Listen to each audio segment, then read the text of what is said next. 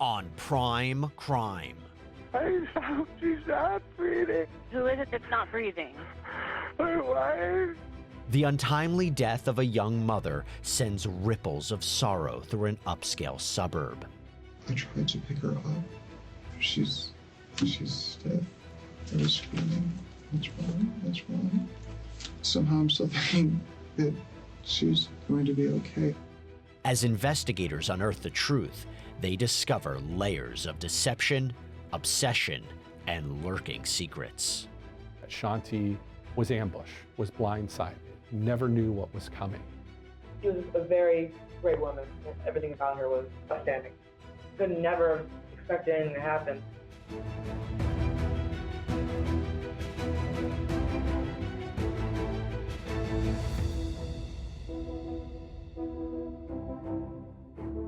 Hey there, everybody, I'm Jesse Weber, and welcome to Prime Crime, where we break down the most compelling and memorable true crime cases from across the country. In April of 2018, a young mom in Orlando, Florida, suddenly dies under very strange circumstances. Is this an accident or something more? Non-emergency, this call is recorded. Hello? My wife, she's not breathing. I'm trying to do CPR. I can't Okay, get her listen to me. breathe. I need Are help. you? And who is this? This is David Trronis. Okay, your name is David. Okay, who is it that's not breathing?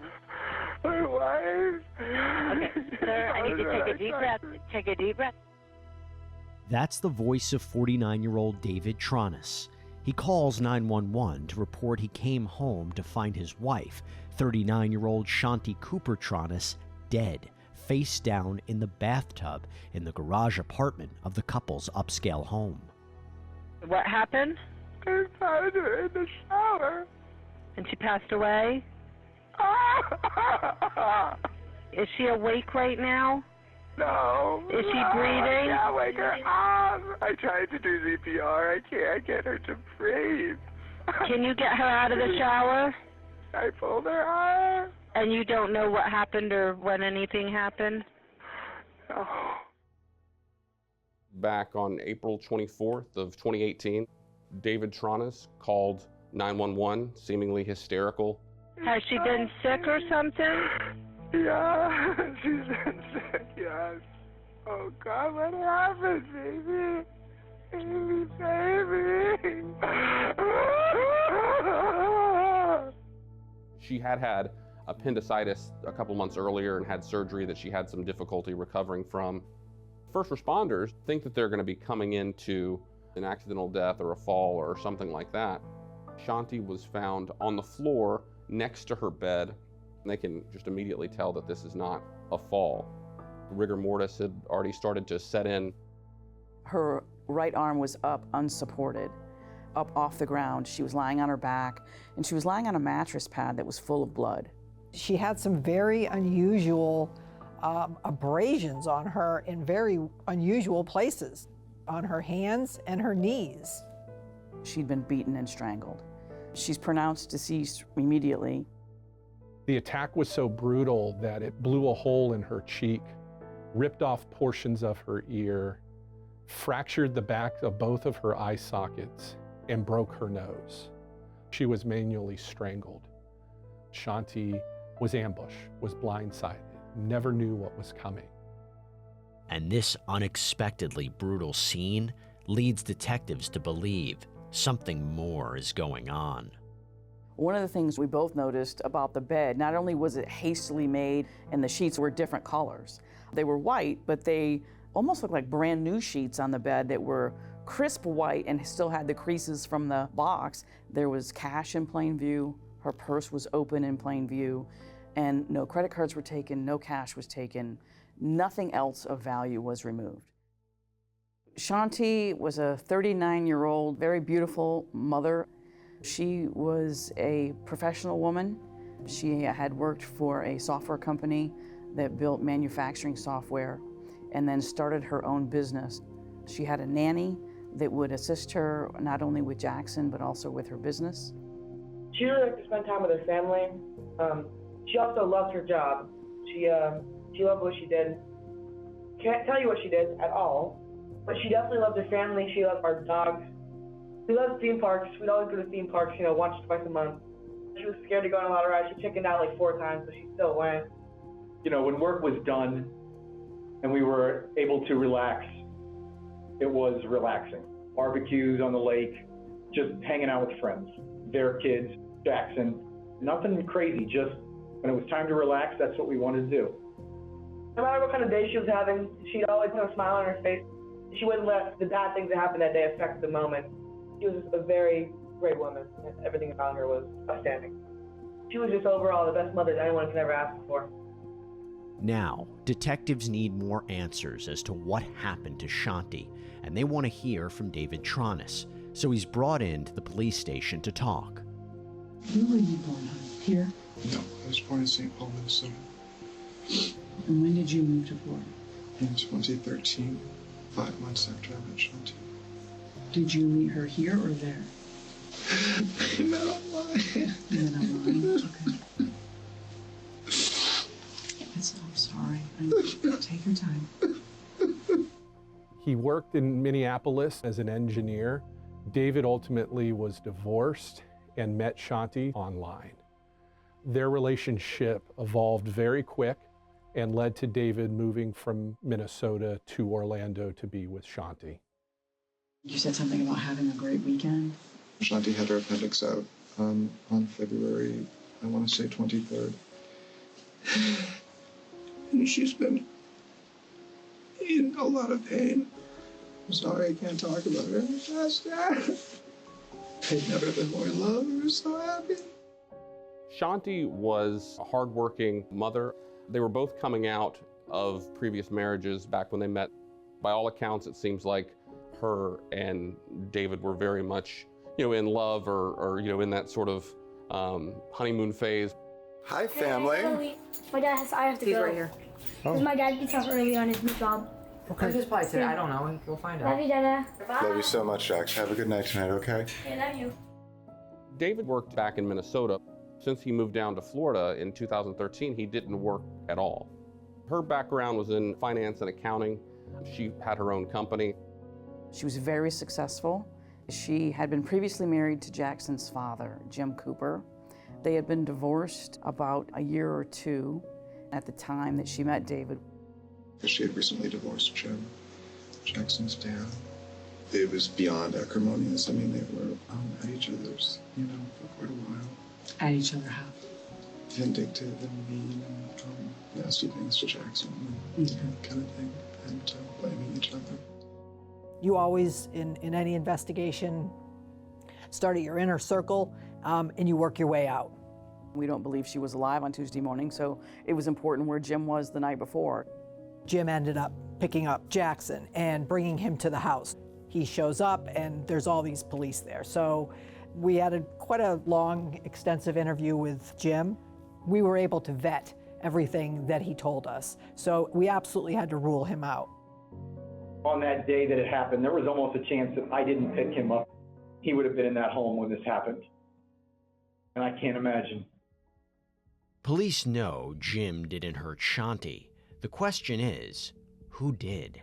To answer that, let's go back to understanding David Trronis' timeline of events. Tell me about Monday night. What happened? We were getting ready to go to bed at midnight. We sleep separately most of the time.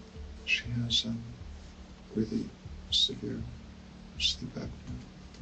So where would you sleep? Downstairs on the couch. They wanted a complete renovation of the main house, so they were living in the loft above the garage. So he would often sleep in the garage with the dogs. You wake up Tuesday morning, and what do you do? The pool was full of leaves from the magnolia. I cleaned the pool out. She said she was going to try to sleep in a little bit, so I didn't. She came down after 7 o'clock, probably. She said she wasn't feeling very well. She had chipped her tooth the day before, and she had made a dentist appointment for this morning, but she said she wasn't sure if she wanted to go. And she came out again. I'm so sorry. He said she went back up and came down a second time, and then went back up and came down a third time around 9 in the morning and still had not showered yet or was not ready to leave for her appointment. She has all this pain, and she just no-called and no-showed that appointment that she made the day before. That doesn't make any sense. And then I put the dogs in the car and went to clean to Park of Americas before noon. Do you see anyone at the park that you know? I don't. David said that Shanti went on with her day. He went on with his day by taking the dogs to a dog park and is unaccounted for several hours. So you think you got home about what time? 2 o'clock. I put the dogs in the kennel. I feed them. We have construction starting in a couple of weeks, so I'm cleaning the courtyard. I cleaned the pool out again. And what happens when you enter the home? Is anything unusual?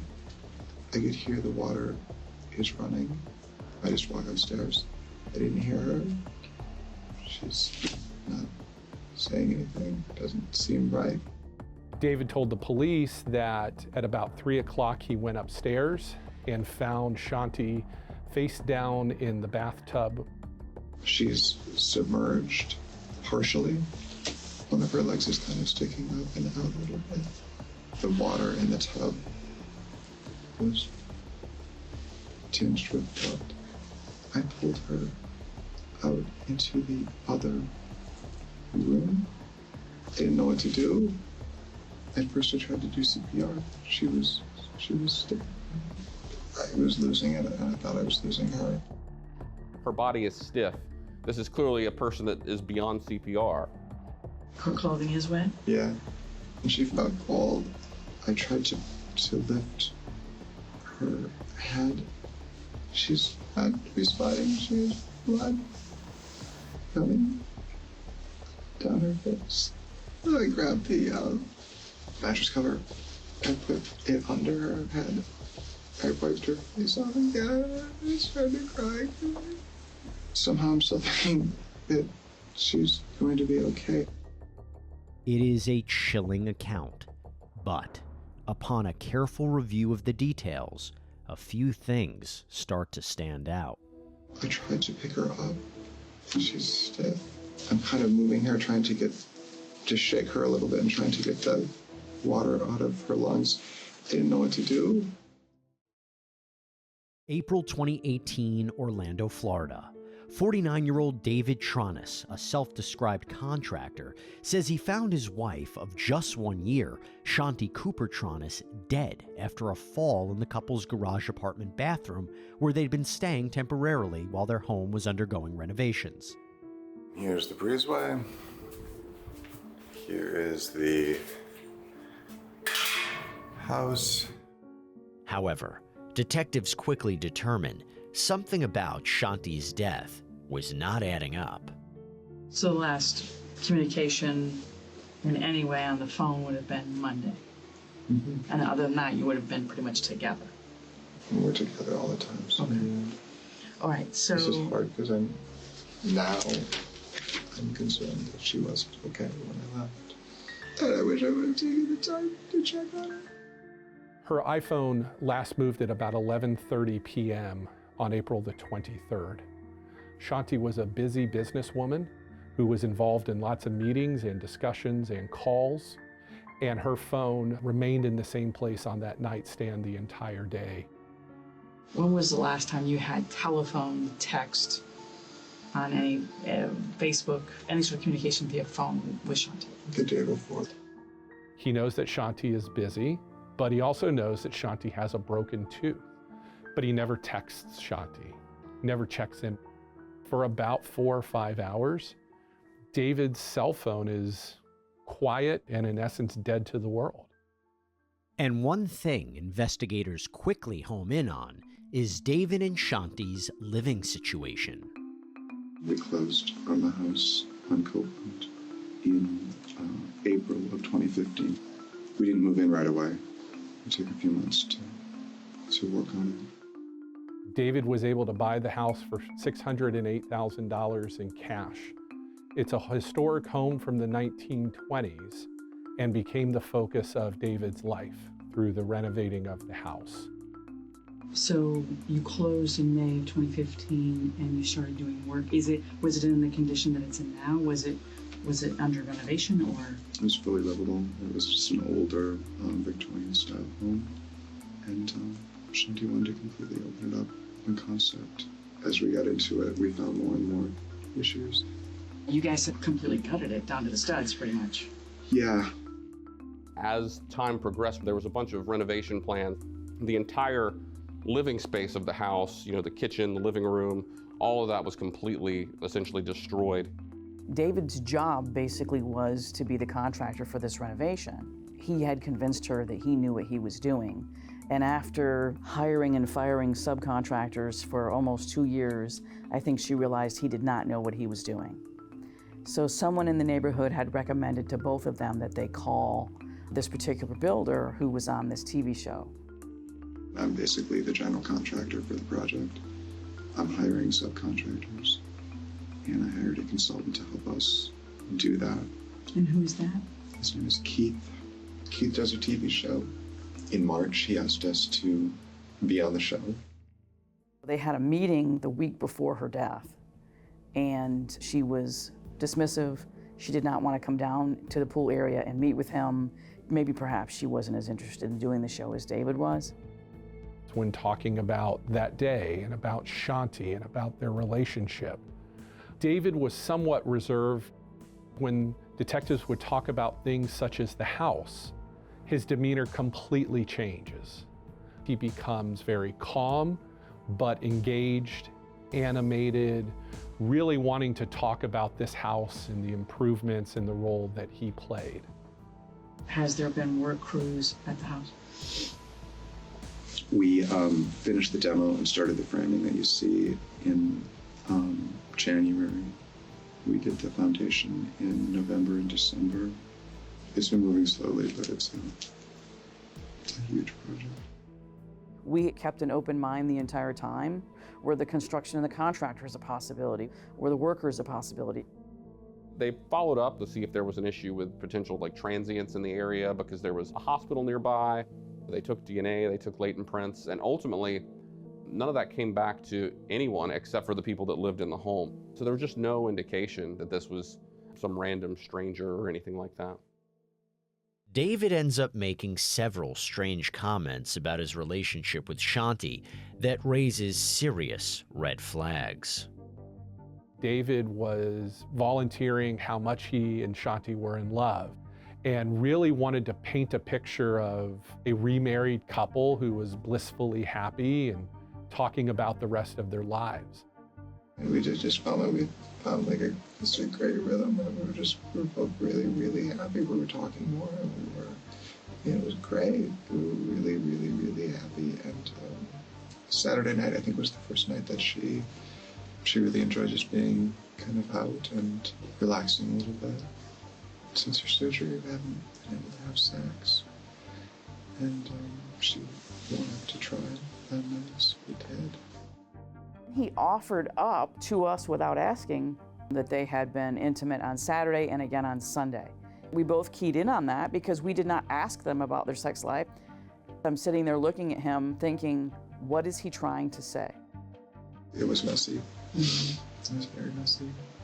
So are you saying that blood got somewhere? It did get on the bedspread, and it did get on the side of the bed, on the sheet. It was a very unusual statement. We tried to narrow down where he meant we would find blood on the bed. He just kept saying it was everywhere, it was everywhere. That was an indicator to us that we needed to look further on that bed. Is there something covering that up now or no? We changed the sheets. So there shouldn't be blood on that bed now, or is there? There shouldn't be. She was bleeding when I brought her out of the tub. I would guess there is blood there. I would guess there is. I would guess there is still. We picked up the sheets and we looked it up. If you pull apart that interview and you look at the things that he said, he's trying to cover it up. He's trying to explain it away before we find it. They go back on multiple search warrants and they find blood on the bed rails. It looks like it's been wiped on the visible side, but you can see where it had run down It hadn't been wiped on the sort of the side that you wouldn't see just looking at it with a naked eye. So it's just one of the 1,000 little pieces that come together and paint a picture of a person who's not being truthful. Talk around in circles. Trust me, the evidence and her body speak for itself. And your story is BS. You either made a mistake or you're a cold-blooded killer. Which one are you? It's April 2018, and homicide detectives in Orlando, Florida are questioning 49-year-old David Trronis over the suspicious death of his 39-year-old wife, Shanti Cooper-Tronis. He says he came home to find her dead in the bathtub, a standard slip and fall accident. But the evidence isn't adding up. Did you two argue? No, absolutely not. Did you harm Shanti in any way? Absolutely not. Did you choke her? Absolutely not. Did you strangle her? Without question, no. Shanti did not fall and get those injuries. Okay. Without question. When was the last time the two of you argued? Very briefly on Saturday. If Jackson felt like you two argued about the house routinely, is that accurate or not? I don't think most of the time that we're arguing about it. I can understand that might be his perception. Has any fight ever turned physical between the two of you? No. There were fights and arguments about the home renovation and the money involved, and it was pretty clear there was a financial aspect to this. The injuries that this woman sustained, absolutely 100%, in my opinion, not possible from a slip and a fall in a bathtub. David reported that he found Shanti in the bathtub full of water and then took her out of the tub in order to give her CPR. There was no water anywhere. There was no water puddled on the bathroom floor. There was no water marks on the carpet where she would have been dragged from the bathroom. Using some luminescent chemicals, they were able to see that there had been blood in the tub up to a certain line. They were able to find some latent prints around the tub and on the door frame that ultimately came back to either Shanti or to David. For you to see the significance of her injuries up close and personal like you did and come up with this cockamamie theory that she fell and hit her head is just baffling to me that you thought we would believe that. You strangled her. There is no one home but you. This is not looking good for you. I have never, ever, and would never, ever hurt her. We always say the body doesn't lie, but people do. Her injuries and what had happened to her in that house was not lying to us. And the evidence doesn't lie, but clearly he was. Despite all of this, there's still not quite enough evidence to hold David Trronis. But months later, investigators learned there was a different side to his life, one that few knew about. State your full name. My name is Arthur Adams. We are now at the 7-Eleven. You work here? Yes. And you have a second job as well? Yes. There were definitely indicators to us that there was possibly trouble in the marriage. We learned from canvassing the neighborhood that David had a whole other life. Where is that? At Club Orlando. It's a gay men's gym spa. Is David a member of the club? Yes. How many times in the last 18 months do you think you've seen David on average? Like at least twice a week. And the last time you saw David at Club Orlando? Maybe 5 days before the murder. David's life was one of smoke and mirrors, of using people, of denial of reality. David never referred to Shanti as his wife, but only his partner. This was something that stood out as being questionable as we later investigated and found David's complete second life, including trips to the men's bathhouse just 2 miles down the street from their home. It definitely raised the suspicion of whether David did have a complete second life unknown to Shanti. You know, in your heart, what happened. And you know what the right thing to do is. What happened today, David? Orlando Orlando detectives know there's still work to be done to nail David Trronis for the murder of his wife, Shanti Cooper-Tronis, who he says was found dead in the bathtub. And it all comes back to one key piece of evidence. Where's your wedding ring? Pardon me? Where's your wedding ring? Mine? Mm-hmm. It's right here. She has a wedding band on her left hand? Correct. So today she had on her wedding ring? Correct. One thing that the detectives noticed when they arrived on the scene that night was that Shanti didn't have her ring, and her ring was not accounted for. And Shanti wore her wedding set every single day. So for her not to have it on when we observed her body, there could have been a number of explanations for that. When we asked David, he's saying it's on her finger, and we both knew it wasn't. Ultimately, we found it in his possession, in his bedroom, in a suitcase at his mother's house. And the first thing that came to my head was checkmate. We found the trophy that David kept from that day. Now, was it a remembrance of the relationship they had? Maybe. Was it a remembrance of being able to do and get away with this crime for months and months? I think that's also likely. With holes in Trronis' story, forensic evidence, and a very telling crime scene, detectives have enough to arrest and charge David Trronis with first-degree murder. But it's something that happens nearly a year later that brings the case to a stunning conclusion. I got a phone call from David's criminal defense attorney. He realized that he had an item of physical evidence in his possession. He had an attorney pretty much the day after her body was discovered. We put a camera on the house within a few days of her death, and the camera captured 2 private investigators removing evidence from the house. One of the things we were looking for from the very beginning is what I like to call blood spatter at inception. So where did this event occur? And if there was blood on the mattress pad, there should be blood on the sheets. And there was no blood on the sheets on that bed. His first set of attorneys hired the private investigator to remove the sheets from the home. The sheets had been laundered to the point where if you saw them on a search, you wouldn't think they were bloody. Once we got them, we spread them out, and you can see blood spatter, likely where her pillow would have been. The Orlando Police Department asked the Florida Department of Law Enforcement to conduct an investigation about the concealing of this evidence.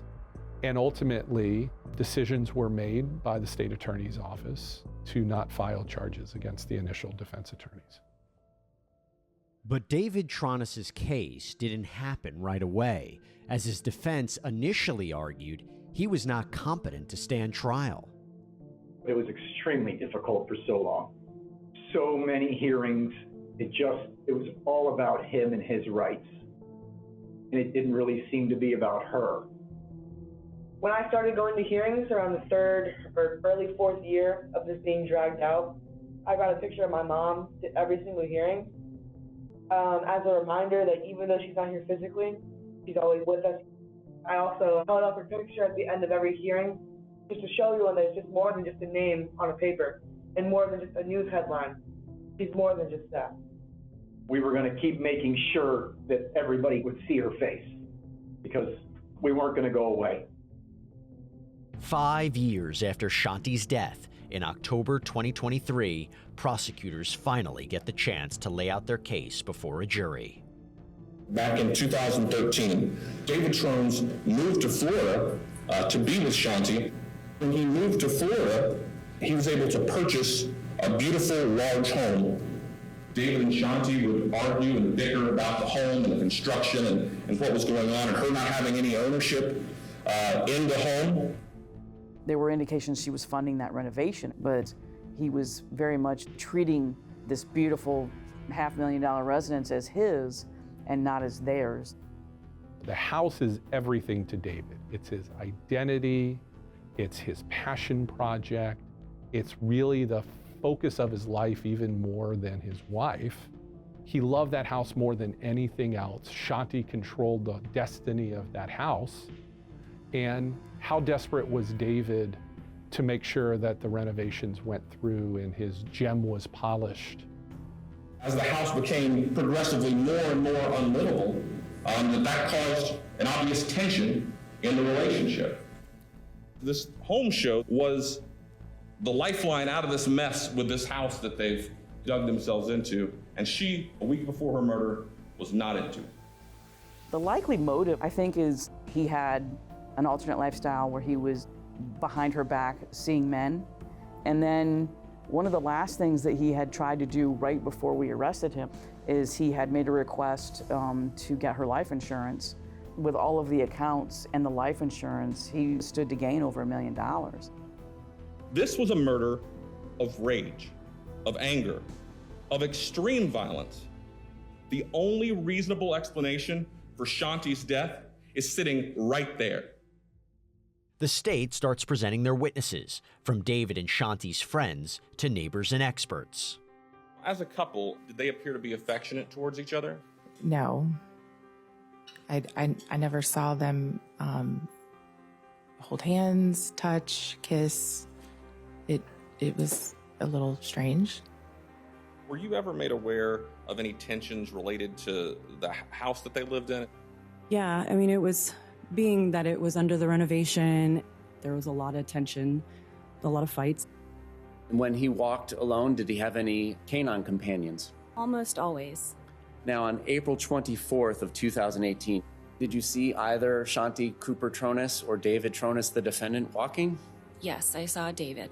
Did he have any canine companion or companions with him? Not on this day. A local neighbor told law enforcement that she was coming home from the grocery store and saw David walking alone in the neighborhood. Police showed a picture of David that day to the neighbor, and the neighbor said that David was wearing different clothes at 12 p.m. than the ones that he was wearing at 4 p.m. You know, it's little facts like that that really stands out when you have somebody telling a story that doesn't match up. Row 13's entry, according to E and F, is 4/23, 2018, 11:19 p.m. There is no other entry until April 24th, 2018 at 10:11 p.m., correct? That's correct. So this device registered no distance, no steps, essentially 23-hour span of time. Yes. Shanti had a step tracker on her phone that recorded, her going up and down the stairs. She always had her phone with her. There was no steps tracked of her at all on April 24th. And that doesn't fit with his telling of that day. There's evidence that she got a text message, work-related, very early in the morning, about 6:58, that she never read and never responded to. The theory was that this attack either happened around midnight when she was going to bed or early in the morning as she was getting up. This kind of is a theory, but if she's seated on the edge of the bed above where the blood dripped to the slots, when she is removing her right earring, she's looking possibly at David. And maybe they're arguing over the renovation, or maybe, the relationship is ending. But the moment she goes to her left earring, her head would have been turned away from him. And so if she's starting to remove this earring, that's when she takes this blow to the left side of her head. She never saw it coming. Was there anything other than the defendant's statement to you and Detective Sharp that indicated that Shanti Tronis was alive past the steps the night before at 11:19 p.m.? There's nothing that indicates any sign of life past Monday night. But the defense paints a different picture without calling any witnesses of their own. They would have you believe that this was an unhappy marriage, that they lived separate lives, that the marriage was crumbling. This is a case about a rush to judgment. It's about a sloppy investigation. It's about circumstantial evidence. All this financial motive, it's hooey. The theme that the defense tried to develop was police didn't do a thorough investigation, and they targeted David. You're not here to play detective. You're not here to solve a crime. You're here to determine if the government has proven the crime that they have alleged, that Shanti Cooper-Tronis was murdered, and David Trronis is the person that did it. Submit to you they did not. Let's go to April the 24th. Did you tell him that this was a domestic violence assault before even speaking to Mr. Trronis? No. I told him that the husband was the one who called us and that what his statements were.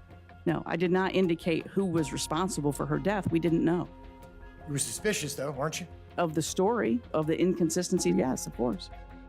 They basically blamed our investigation and said it was lacking in substance and that we had made a lot of errors, that the police investigation was shoddy. Isn't it true that you developed Mr. Trronis as a person of interest or suspect from jump? That you didn't believe a word out of his mouth? That's not true. Prejudge him for the lack of emotion? No, I did not prejudge him for the lack of emotion. Her ex-husband was just as much of a suspect as he was, but you have to be able to eliminate people, and you have to start with the person who called 911. You became concerned with some of the details you noted at the crime scene, correct? I became concerned with some of the details I noted in the crime scene.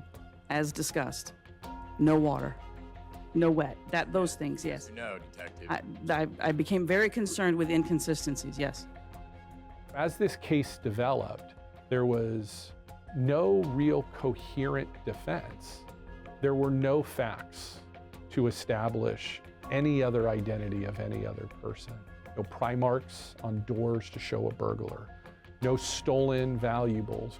No evidence of animosity or bad relationships with Shanti and other people. During that trial, it was long days. We didn't sleep at night. When the jury got the case for a couple hours, that seemed like an eternity. They kept coming back with questions, and we were trying to decipher what they meant. That really made us crazier than we already were. After nearly 5 hours of deliberations, the jury returns their verdict. State of Florida versus David Trronis. Verdict reads, we, the jury, find the defendant guilty of first-degree murder as charged in the indictment. So says we all. In that moment when the verdict is actually announced, it's like time stops. And I remember looking over at Jackson, and he waited for that day for so long. And in the span of 90 seconds from when the jury entered the room to the verdict was read by the court clerk, justice was delivered for him. My heart was racing like a couple 100,000 paces a minute. But when I heard the verdict, I was overjoyed, and it was the best moment of my life. The night of the verdict, we were walking to the truck, and Jackson was shrugging his shoulders. I said, "What are you doing?" And he said, "I feel lighter, like a weight's been lifted." David Trronis is found guilty of first-degree murder and faces a possible life sentence in prison. To me, the greatest satisfactions in this case was David having to be faced with the truth of what he did. When this parasite came into our lives, he took something from us, and most importantly from Jackson, and what he took is not replaceable. He lost a good parent. It is still unfathomable to me what he put Jackson through. I couldn't look at him. I knew if I looked at him, I would do something I would regret. And I wouldn't say his name. He doesn't deserve that. He told a lot of lies. So I just wanted to set the record straight and let the judge know that it needs to be life without parole. My mom was the best person I ever knew. She worked a lot, but she never put her family over work. Early 2018, she was taken from me and my family. It's like a hole in my heart that I can't fill or fix. She didn't die peacefully. She did not deserve anything that happened to her that night. She was the best mom I could ever ask for. The court will adjudicate you guilty, will sentence you to life imprisonment. David took control of so many things. He took control of the house. He took control of finances. He took control of how long Shanti lived. Personally, I'd like people to know how hard of a worker she was. She knew how to get stuff done, and she did it with 100% precision. She was very good at what she did. She was more than just someone that was murdered. If it can happen to her, it can happen to anybody.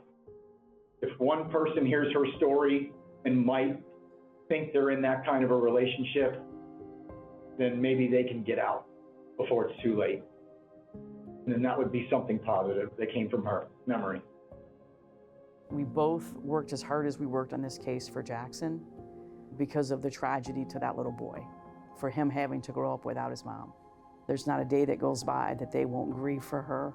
That grief is really just love with no place to go. In the end, this case largely centered on the house and the remodeling and the arguments. We're fighting for the house for Jackson so that Jackson can decide at some point in the future what to do with this place that brought the worst incident that he'll ever have in his life. And whether Jackson sells it or whether Jackson takes a sledgehammer and knocks it to the ground, our fight now is to give Jackson control of what happens to this place. Kind of weird, having the same routine for 6 years, then all of a suddenly being over. It's like a new normal. We have many more good days than bad days now that the trial's over. We just had Mother's Day, so we went to the beach and the flowers in the ocean, because she loved going to the beach with him. And we talk a lot about her, just try to honor her memory. It was a long road for Shanti's family to finally see justice for Shanti's murder. And while David Trronis fights his case on appeal, he sits in prison. The man who wanted to have it all now has nothing. That's all we have for you here on this episode of Prime Crime. Everybody, thank you so much for joining us. I'm Jesse Weber, and until next time, stay safe.